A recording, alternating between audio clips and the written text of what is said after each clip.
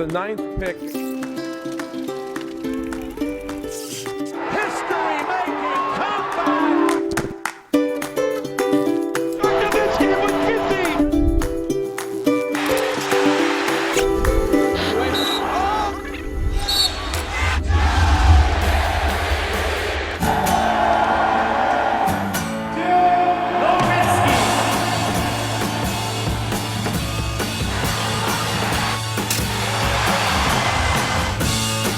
What did it look like from the inside? The journey that seemed to happen in the blink of an eye. Dirk Nowitzki blasted for the German countryside and took a nation on the ride of a lifetime.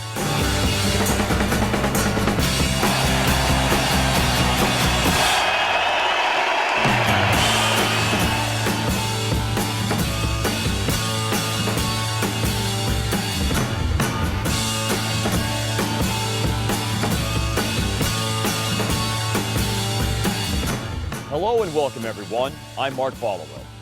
I've been fortunate enough to broadcast many of the over 1,000 NBA games in the incredible career of Dirk Nowitzki.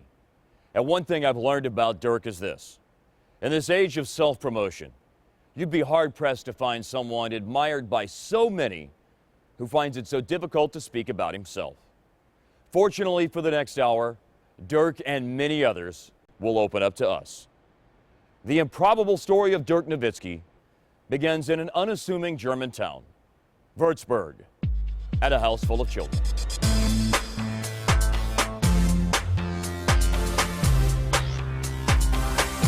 It was my aunt and uncle on the first floor, and they got two kids, a female cousin and a male cousin.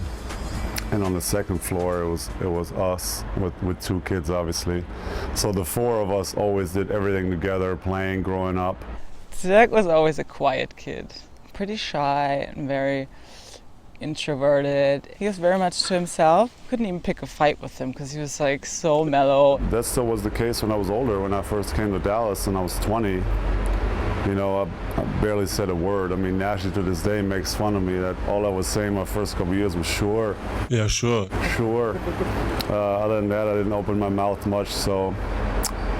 Yeah, it's. I guess when I'm uncomfortable in my surroundings, I'm a little more shy. But once I got comfortable, then I got to be myself. He was the youngest also, so you know it took him a little more time to figure out what's going on. They were always playing stuff that I wasn't allowed to play, or I was too young to play. So I'd be sitting on the side like this, like be mad because I wasn't old enough to play. But my sister was always supportive, and so she was always looking over me. She was the oldest of the four, so she always made sure I was part of the crew. And to this day, she's still looking after me. My mom played basketball, and that's what I did, and then my dad was into handball, and that's what Dirk started with handball. I wasn't a big fan of basketball. I thought the real boys, we play handball, where it's tough. You can foul, you can hold, you can trip somebody. And then later on, we got him to the women's side of sports. Like my dad always points out, he's like, why do you want to start a women's sports? A male cousin who was a year older than me started to play, and he said, hey, why don't you just come up one practice? And I went and loved it right away. I must have been like 12 or 13 at that point. It was a great sport, even though I wasn't very good at the beginning, but I loved being in a team. I loved being part of the team. Chasing the ball, even though I didn't really know much what I was doing, but it was just a fascinating sport to me. From what I remember, it wasn't easy for him to be, that tall growing up. You know, when he was like 10, 11 years old, he was really tall already, and so, I mean, it's not easy. I mean, at school, probably, how kids are, and so, I mean, basketball definitely helped him to be good at something and to build his self-esteem. He was a good athlete, especially considering his size, because he was always so tall. And even in tennis, it's an advantage if you're tall, and his serve was amazing for his age. And handball too, if you just have that much of a height advantage, you're gonna be good in sports early on. My parents had first of all, obviously gave me all the talent in the world to play every sport. They supported me. If I would have said, I want to quit every sport and I want to start bowling, they would have driven me to bowling practice. I mean, that's the kind of parents they were. They supported me with every decision. What they always told us was if you decide, make a decision, you stick with it. I think that's where his work ethic comes in. I don't have the exact same work ethic, so I can't really, give all the credit to my parents. She used to be really talented in sports too. I mean, she played tennis and she played basketball herself. She was a national team player in basketball once. She didn't really like to do cardio outside of basketball, so during the game she was always exhausted. But no, she had a touch for her size. She was a good player, but I mean, you're not gonna like make a job out of it anyway. So she figured she's got to do something else anyways at some point. So maybe that helped the decision of not really going all in.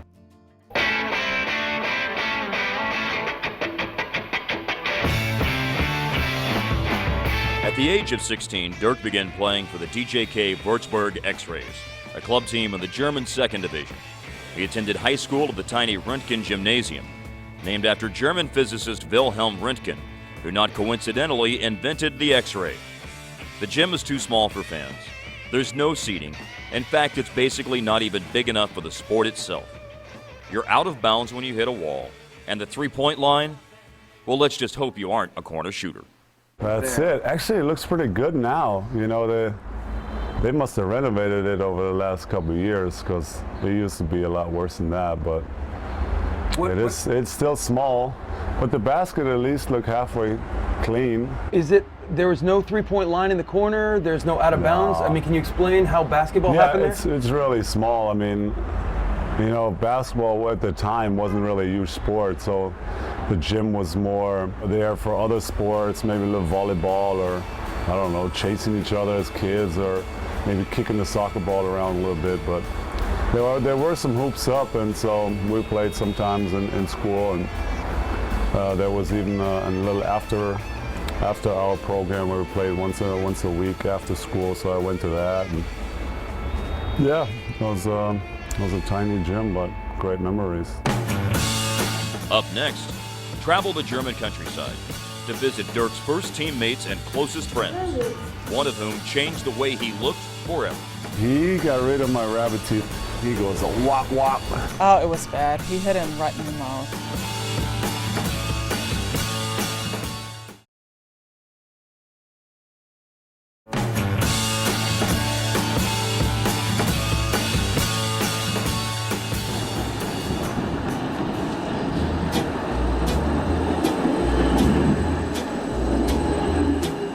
A small town feel, but for Germany, actually 130,000 is actually a decent sized, mid-sized town. So there was always stuff to do, stuff going on the weekends, but it's still small enough where, you know, you can be in downtown in 10-15 minutes and back out.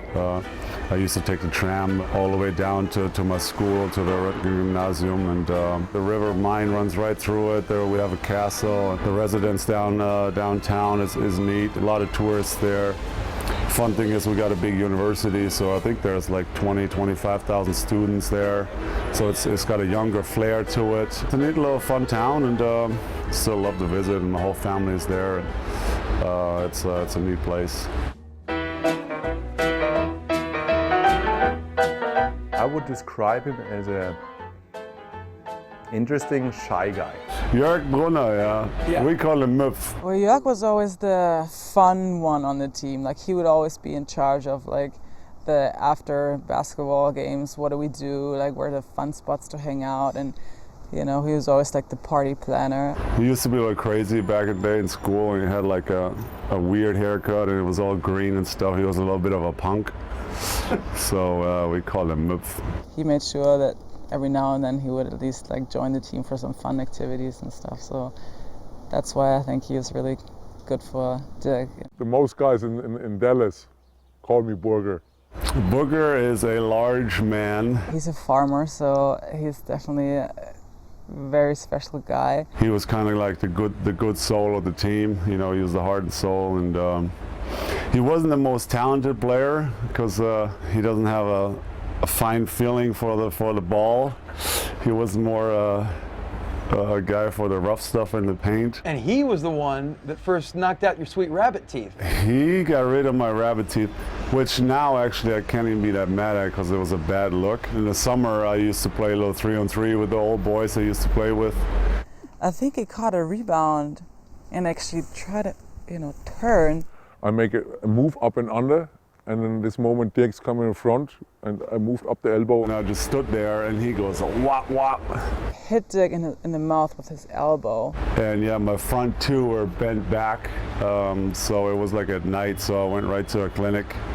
Oh, it was bad. He hit him right in the mouth. And actually in Germany, his teeth before that were way more famous, because the first two kind of were a little longer, you know, like little rabbit teeth. And so he lost those, and this is a little sad, but he's like, the new ones look a lot better. We were actually 14, 15 when we started playing against each other, and then my team in Bamberg, we always beat Würzburg because they were bad. And Dirk was like a little skinny kid who just started basketball and was not very physical, but you could see still, or already you could see his talent a little bit. He was the kind of guy who played in the team and tried to learn, although people could learn from him already, even when he was 16.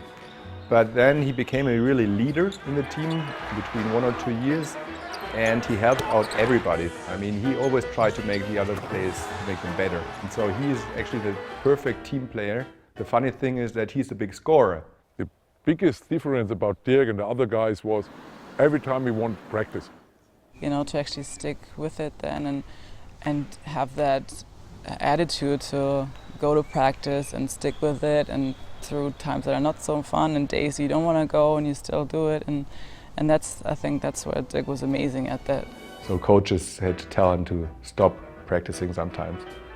But not because he thought he had to, he loved the sport. The other guys, we did every time the same, and we make left-handed and right-handed layups and spin moves, and what did Holger practice now 15 years with Dirk, but he made it.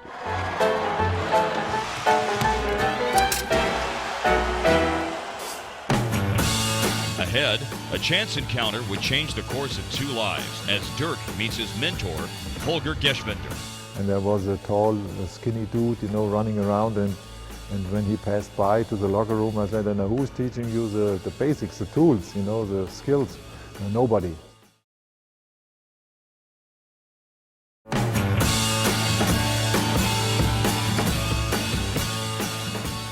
I was playing in an old man's team, you know, and now close to here, about 50 miles from here, and we had to wait because the kids played the overtime game, and there was a tall, skinny dude, you know, running around, and now he was doing all the things a good basketball player has to be able to do, you know. Holger was definitely known in Germany for, you know, his success as a basketball player. And when he passed by to the locker room, I said, "Now who's teaching you the basics, the tools, you know, the skills?" Nobody. So, and we lost eyesight. 3 weeks later, I believe, you know, we had a game in his hometown, and the mom was a former national basketball player. So she asked me the question, you know, Dirk told us that no, you offered him to practice with him. I said, "No, when can we do it?" So, "No, right now." So we tried to find a gym, and we started from scratch.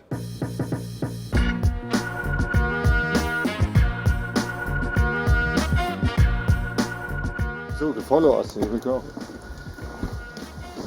So this is the place where we shot the first basket. They called it the summer gym, you know, simply because in summer, you know, when the sun is on the roof, you know, we had close to 100 degrees in here, you know, and sweat was a part of the job without practicing. There was no AC in there, so it was like literally 110, 120 degrees in there.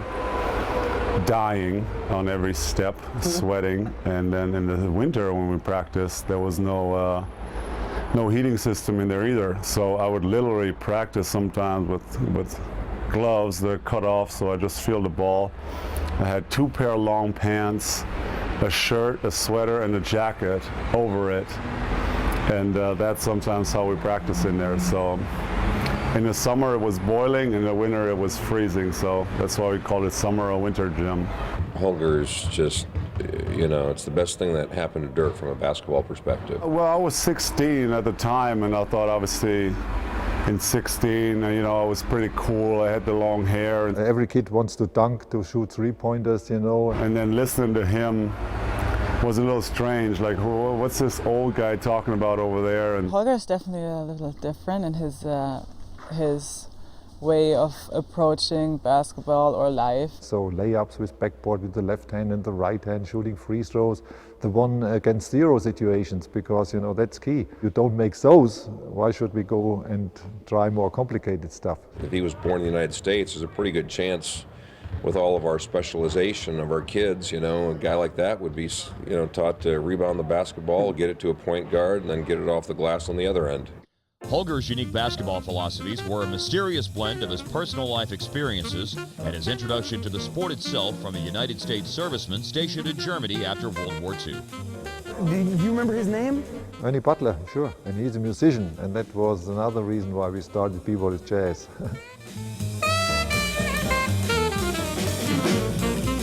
In 1891, you know, the first basketball game started, and a few years later, you know, jazz started in New Orleans area and things like this.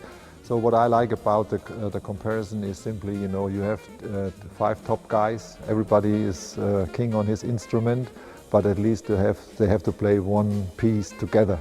They have to listen to each other. You know, one guy has a key role, then they switch and change.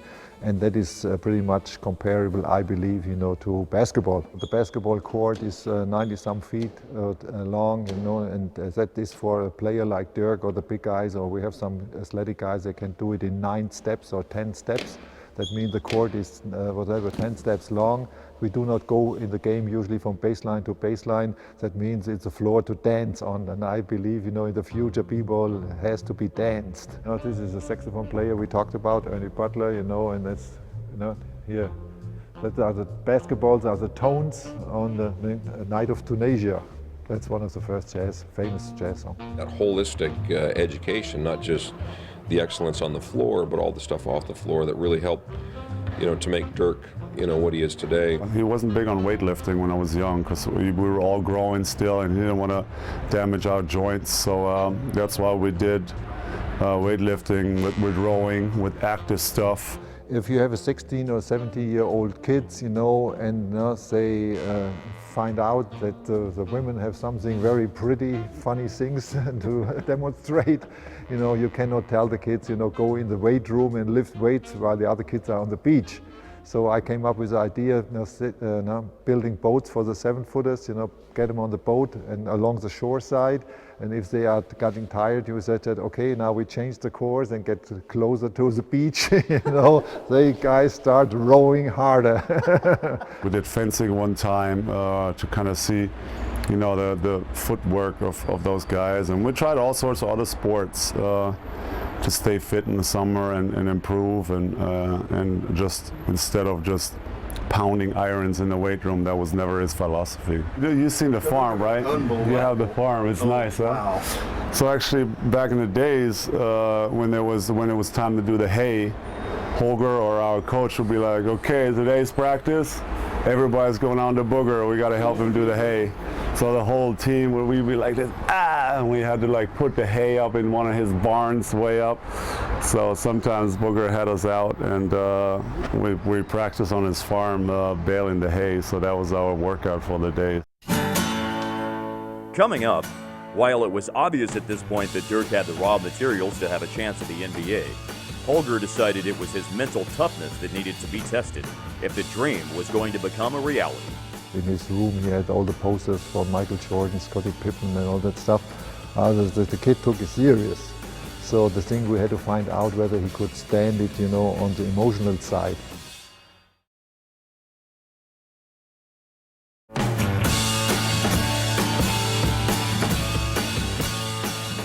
He was the kind of guy who played in the team and tried to learn, although people could learn from him already, even when he was 16.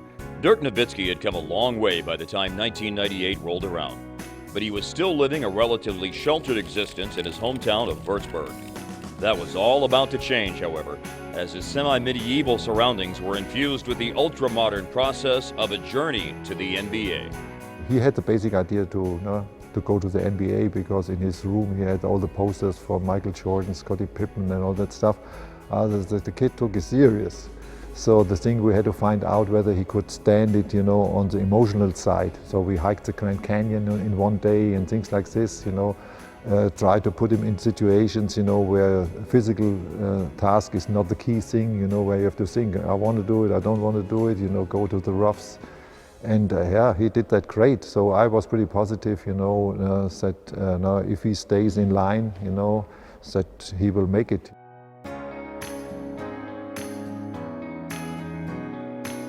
Dirk Nowitzki, 32 points. Look at the work of the free throw. Oh, yeoman's work. 22 foul shots. I heard his name in connection with the draft, Dirk Nowitzki, this 17-year-old hard-working phenomenon with his special coach, you know, who put him in cement shoes to make him run faster. It was very intriguing. My father was my handball coach, and when Holger came and said he has to play basketball, he said, oh no. But, you know, I went to a practice and I liked it, and then I played basketball. We're going to see you back here in the NBA, maybe another Detlef Schrempf someday? Oh, I hope so, you know, I don't know yet. With the 9th pick in the 1998 NBA draft. We had been at my house, you know, here and watched at that night, you know, when the draft was and David Stern announced. The Milwaukee Bucks select Dirk Nowitzki from Würzburg, Germany. Everybody made, oh, ooh, what? I heard him when he got drafted, and had people calling me saying, who's this kid? And I had no idea. Dirk Nowitzki. Boy, he knocked some eyes out at the Nike Summit. 6'10", 235.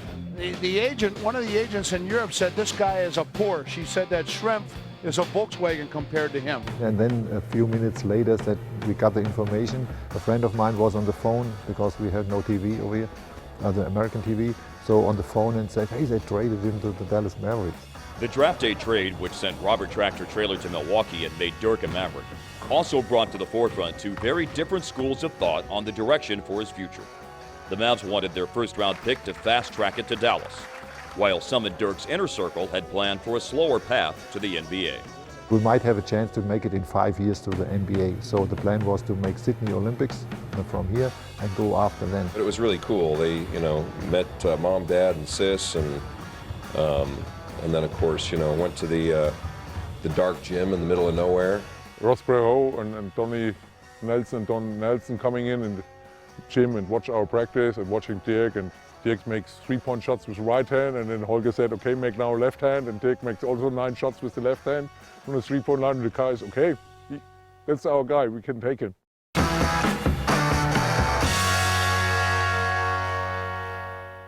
I would feel very uncomfortable if he would go back to Germany without making a commitment and you know, have all summer to entertain other offers and talk to other teams. They convinced us to make the first move, come to Dallas. Also sie haben mich dann überzeugt, auch die Coaches haben mir nochmal zugeredet und dann habe ich letztendlich gesagt, ich komme.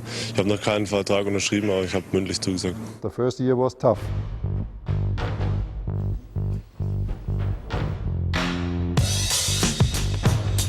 Dirk Nowitzki is the youngest to ever start a Dallas Maverick game. Just we got to wait for his youth. Nowitzki did not get back on defense. You can't jog back.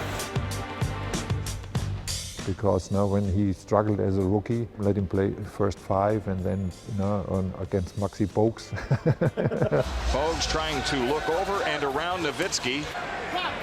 Yeah, Nelly, you guys know, he tried everything though, and benched him. By the way, this is the first time this year that Dirk Nowitzki has not started a ball game for the Dallas Mavericks. Well, I'm not so sure this isn't good for Nowitzki to sit and watch a little bit. We certainly all saw the potential of Dirk, but coming from Division III, Würzburg, Germany basketball to the world-class athletes where it's a dog-eat-dog, you know, world is a tough situation to be, you know, thrown into. It's the NBA, my friend. Yes. And Nowitzki, a rookie, is not going to get that call. Because in those days there was a standard weight program and Dirk as a skinny dude had to do the same lifting like Gary Trent. This is for Trent. Yep, and a foul. Strength.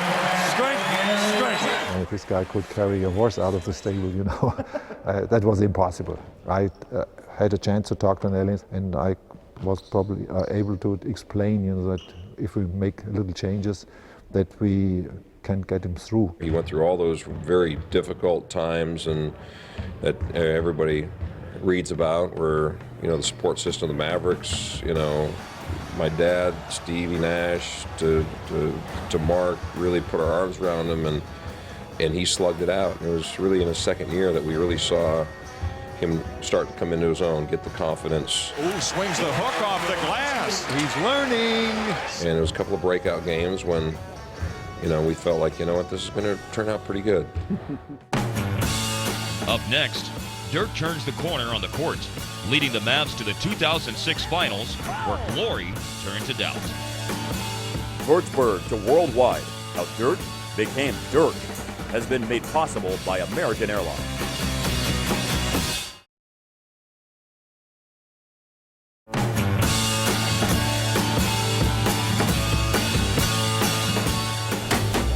By looking at the avalanche of positive emotions that greeted Dirk and his teammates when they arrived in Berlin for their preseason showcase, it's hard to imagine that after his rookie season, the experiment looked like it might have been a failure. But in each of Dirk's first 4 seasons, his points per game average increased. In 2001, he led the Mavericks to a first-round playoff series upset of the Utah Jazz. In 2002, Dirk was picked to his first NBA All-Star game. And in 2003, Dirk even got punked by Ashton Kutcher and an autograph-seeking 12-year-old. Indeed, our Dirk Nowitzki was becoming a superstar. It was a wild ride that led up until what, at the time, was Dirk's biggest success and his biggest disappointment, the 2006 NBA Finals. And it all starts tonight here in Dallas. Game 1, Nowitzki fires away, puts it in at the buzzer. The Dallas Mavericks lead the NBA Finals 2-0. Miami down by 13 earlier in the period, now with a 2-point lead, chance to tie. This is the free throw, and the Heat survive. Maybe start to relax too early or celebrate, and I don't know what it was. Miami wins again to take a 3-2 lead. Won't go, rebound Wade. The Miami Heat, they've done it. They win their first championship in franchise history.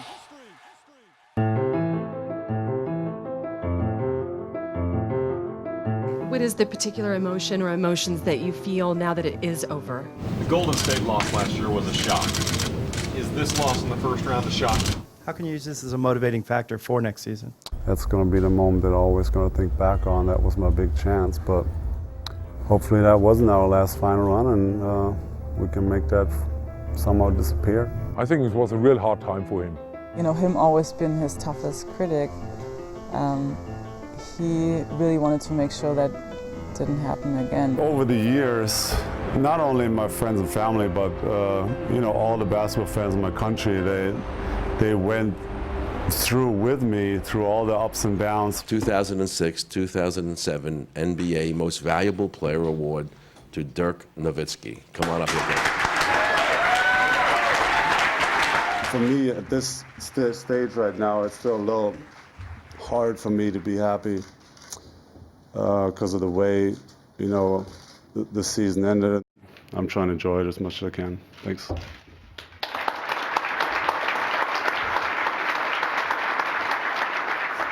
Dirk is not in one direction. There's the basketball Dirk, then there's the private Dirk. And these are, for me, these are two different persons. In private life, he's not this kind of guy who says everything has to be perfect.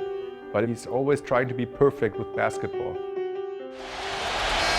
And Golden State completes the upset, 4-2, winning Game 6. Losing as the #1 seed in the first round was a big blow for the Mavericks organization as a whole, but weighed particularly hard on Dirk. And comments at his MVP press conference hinted at just how separated from the sport he felt he needed to be to cope with the situation. I'll probably take a month now where I need to get away a little bit from basketball and travel a little bit, travel the world, see some places that I haven't been, just to get away and clear my mind a little bit. In the NBA, you live in the golden cage, you know, you are isolated, you know, have a fixed program, you have all those games and all those events you have to go to, and get out of this to see the rest of the world. I guess it was a good idea from him, you know. He knew one thing, I was traveling a lot around the world, you know, I knew the place, and probably he felt pretty safe to try this. So we flew to Australia, we rented a van, a 4-wheel drive, and was trying to find crocodiles. Yeah, Dirk definitely went through some tough times on and off the court.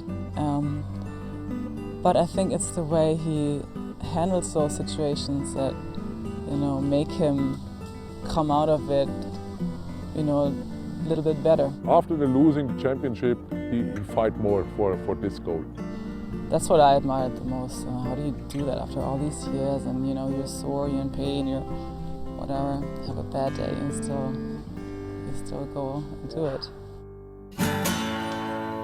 Ahead, after recharging his batteries with a sabbatical from the sport, the long road to a championship culminates in Miami, and emotions spill off the floor and into an empty locker room.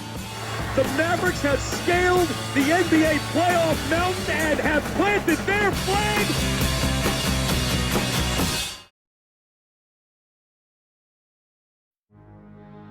After the 2007 surprise against Golden State, Dirk Nowitzki and his teammates made the playoffs each of the next 3 years, never making it past the second round.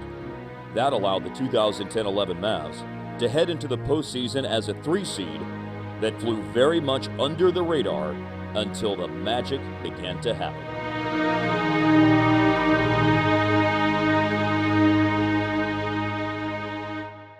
Steps to a double clutch bank shot! Are we really seeing this? Oh, a playoff run is very exhausting, not only for us, but obviously for everybody who's following. Nowitzki, a wild shot, yes! And we start getting hotter and hotter. One future Hall of Famer to another. So for us, it was 5 o'clock in the morning or so. Nowitzki on the drive, nice fake. Puts it up, puts it in. The whole playoffs was so tough for us to watch from here. I mean, the pressure and knowing how much it meant to him and to us as a family. And the 2011 NBA Finals are ready to roll. We were so exhausted. I mean, the games are on in the middle of the night, and so, you know, they don't get broadcasted here, so we have to get up and go on the internet and try to watch. And sometimes, you know, the stream is not perfect. 7 to shoot. Nowitzki drives with it, deflecting layup, banks it in.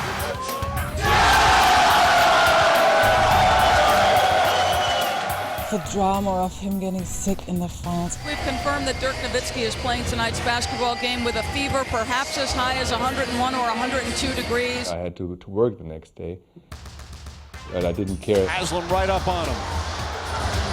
He's going too early. Drives underneath, layup, he puts it in! Nowitzki makes it a 3-point game. For me, it was like I fought through it too. Good board there for Chandler. Nowitzki, quick move, and the finish!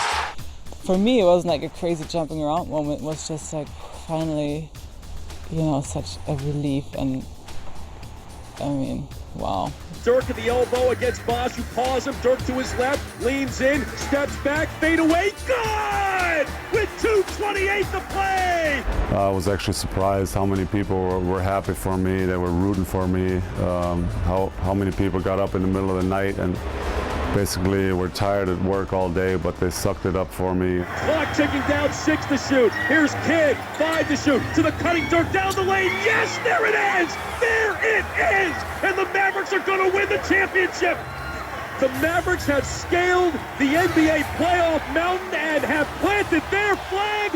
They are the NBA champions for 2010, 2011. They win in 6. They beat the Miami Heat.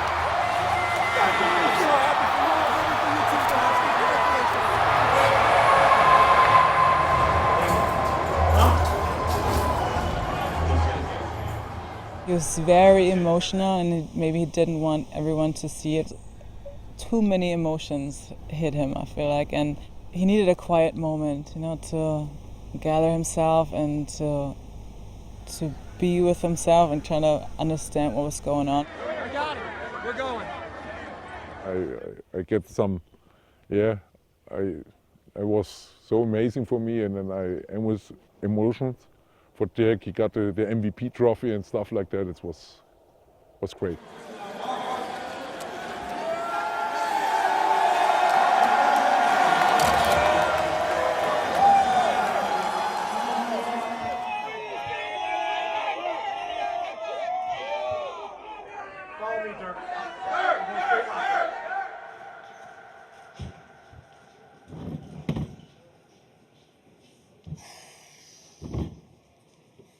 It took so long just to get here.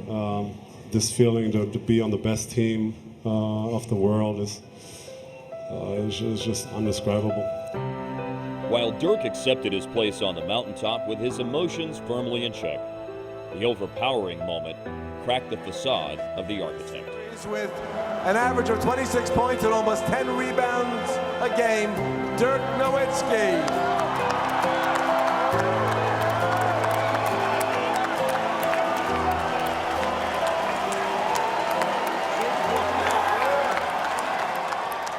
There's no book in the world where you can read and say, okay, now we go to the top of the world. We had to figure it out by ourselves, but he never lost his focus, from going all the way. So I was asked, and I loved it, to help. But no, I cannot say that I'm proud of it, because my part is not that big that everybody makes it.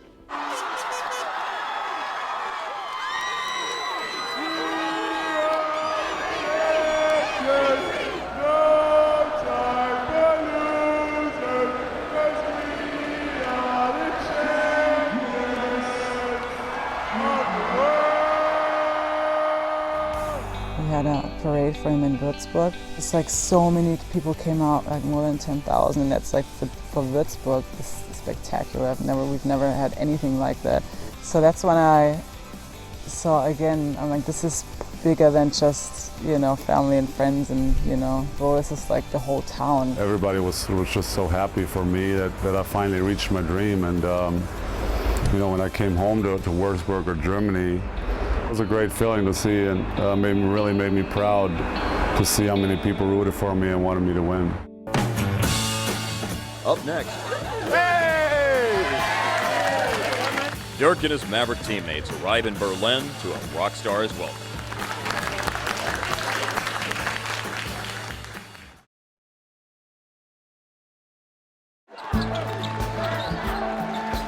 Berlin, I also think it's a phenomenal town. It's a great metropole of our country, and it's so cosmopolitan, so many people, and so diverse, and so much history as well.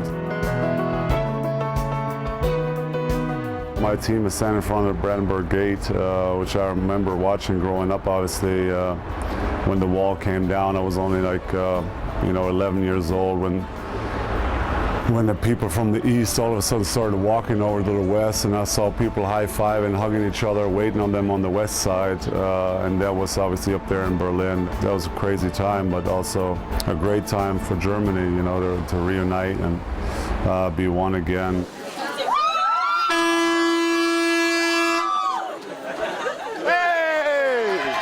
With the NBA becoming a bigger and bigger part of the international sports landscape, preseason games in Europe have become a mainstay, and it seemed only natural that Dirk and his teammates finally play on his home soil. I was shocked when I found out that the game was sold out in like 5 minutes, pretty much.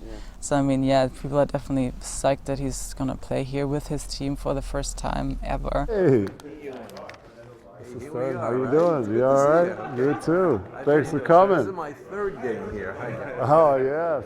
To have the opportunity to see Dirk Nowitzki return to Germany and play, it's very, very exciting for me. It was interesting for us in a soccer country like Germany, because number one sport is soccer, number two is soccer, number three is soccer, and nothing, then probably soccer again. For a basketball guy that doesn't even play in the country to be that well known is like unheard of. But probably right now, Dirk is the biggest star in sports we have in Germany.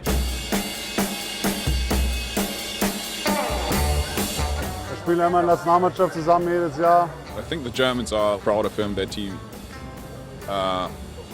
makes Germany look so good. Making all the way from the little town, to the state and up to the top, and won the MVP trophy, that touched a bunch of people, besides sports. You have those talking points or whatever I got to talk about? Do you know anything about this event? I have no idea what we're doing. As the ambassador of the team and the league, Dirk's schedule in Berlin was packed with regular NBA events like practices and interviews. But also with a black tie event, where he received the AmCham Award for 2012, an honor given to past winners like Arnold Schwarzenegger and Bill Gates. Since 5 or 6 years at least, he's the star who can't go out. I used to think that like a lot of young fans would know who I am on the street and want autographs, and yeah, I'm just a household name now in Germany, especially after winning the championship last year. I traveled 600 kilometers to see him. Dirk is the best player ever. He's a German wonder. Has anybody seen Dirk Nowitzki play in person before? No. It's a dream. It's a dream coming true. Yeah, we're quite excited. Dirk Nowitzki is my childhood hero, man.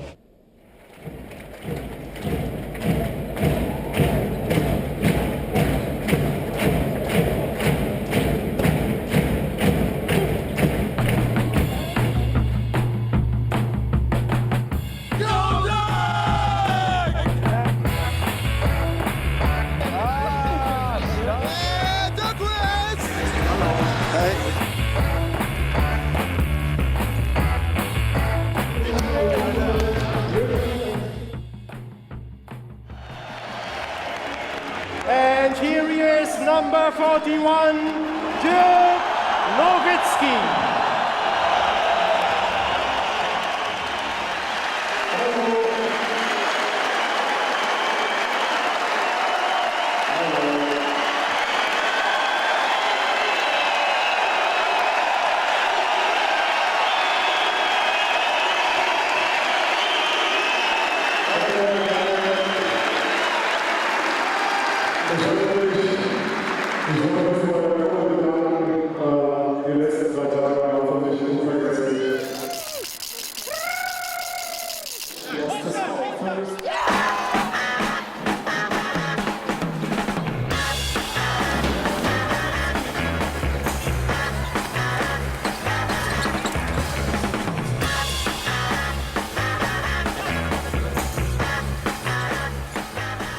I was surprised how big the hype was, but that a basketball player actually can have such a hype in a soccer country, that I didn't think that was going to be possible.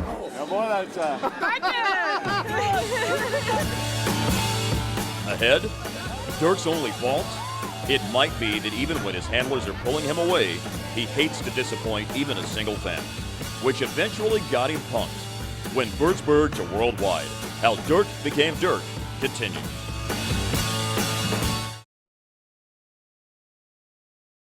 He's relentless, and he's an example not just to kids who might play basketball, but he's an example to every single one of us in our professions and in our lives, that you don't have to fit a certain role, you don't have to fit a certain model, but if you work hard enough and care enough, anything is possible. The best part about Dirk, to me, was to watch how determination and effort not only makes you better each year, but gets you to be one of the greatest basketball players in our history, I think, and a certain Hall of Famer. You know, in 20 years, they're going to say Dirk Nowitzki was one of the best players that ever laced up his shoes. Letting fans down simply does not seem to be an option for Dirk Nowitzki.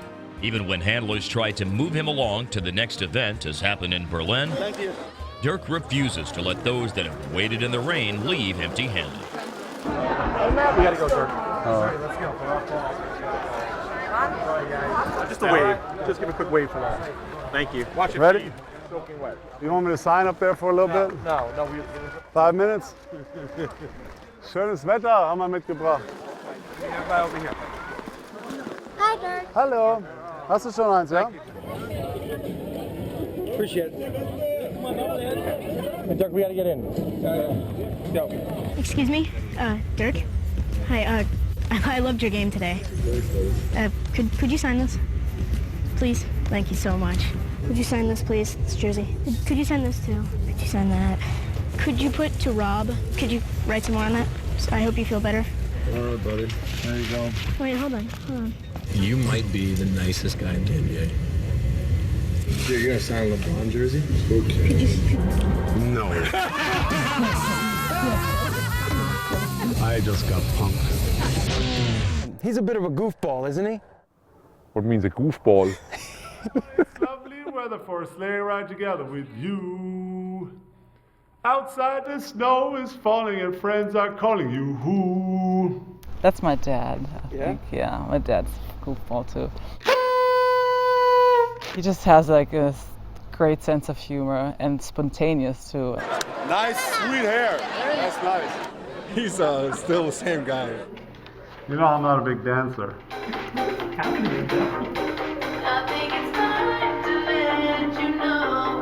What are you trying to say? This moron will wear anything? Where do you belong? Oh, oh! This was Born in the USA by the boss, Bruce Springsteen. Little Holger jam.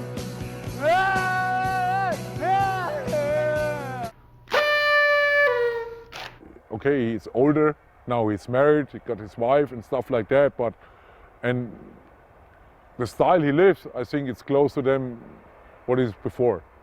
And this makes, I think, the difference to a lot of other stars. Even in the NBA, you know, money comes in and the lifestyle, there's a lot of distractions, and to still be able to focus the way he does.